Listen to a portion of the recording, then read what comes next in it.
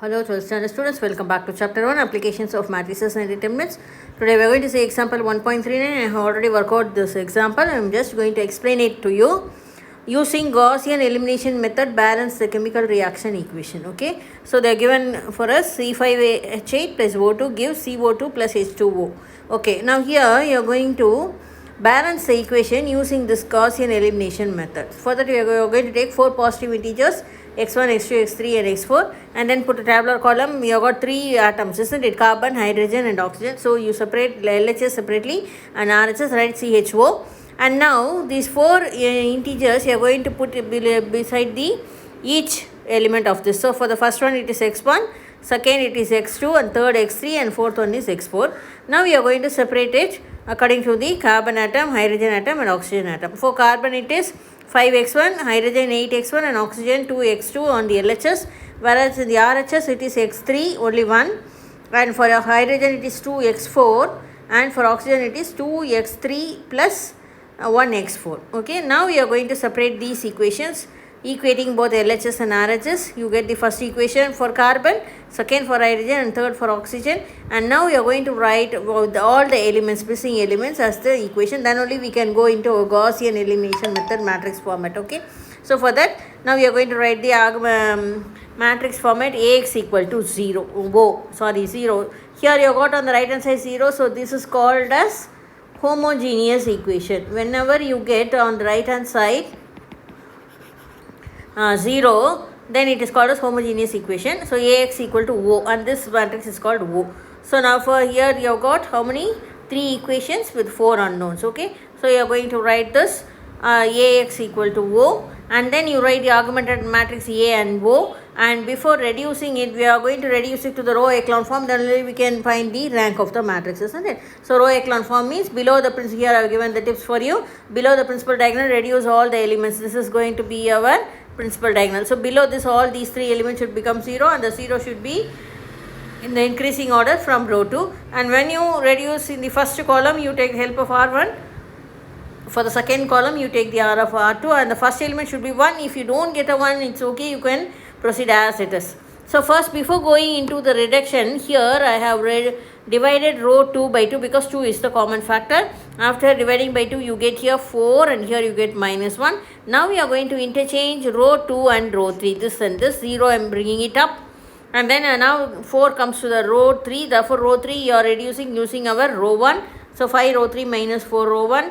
All these reductions you can do it yourself. You have already done many sums like this. And then after reducing you find you have got the row echelon form. Below the principal diagonal you have got the zeros. Now we are going to count the number of non-zero rows for the augmented matrix and the individual matrix A, and then you are going to compare and get the answer. Okay, for that also I have given you the clue here. Here solution for the homogeneous equation, trivial solution for it is 0, then rank of A augmented matrix A and O should be equal to rank of A equal to 3. Okay, where determinant A not equal to 0. Whereas non-trivial solution has 2 types, infinitely many solution and the when it is in infinitely many solution, when the augmented matrix and the rank of individual matrix A equal to 3, but it is less than the unknown number of unknowns. In this case we have got the same we are going to get, isn't it?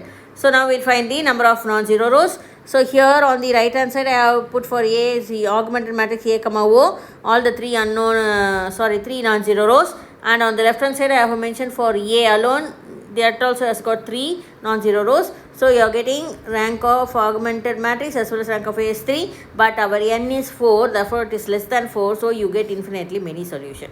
Okay, now we are going to separate this into the normal format Ax equal to 0, and then by back substitution method you are going to do 1 by 1, but here you have got 4 unknowns and only 3 equations. So the fourth one we are going to substitute for t, arbitrary constant t belongs to real number system. Now after substituting using the back substitution method, first you take row 3, first 2 elements are 0, so you get 4x3 minus 5x4, substitute in that x4 and get the value of x3.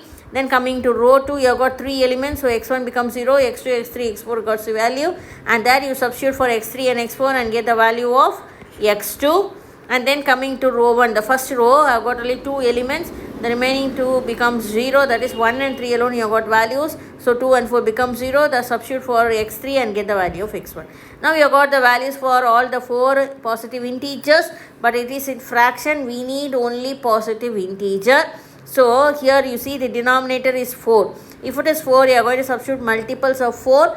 Multiples of 4 means 4, 8, 16, so on. But we want the minimum positive number, so the minimum value is 4. We cannot put minus value, so we are taking positive value. So 4, when you substitute 4, I have given the rough work here.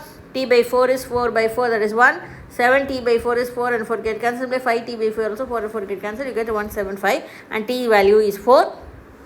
Now substitute in the equation. In the given equation, first x1 is 1, x2 is 7, x3 is 5 and x4 is 4. So now when you write along with the constants values, their positive integers, the equation is balanced. Carbon atom is here 5, here also 5. Hydrogen is 8, here 4 2s are 8. Oxygen is 7 2s are 14, here 5 2s are 10 plus 4 is 14. So hence it is balanced. Okay, thank you.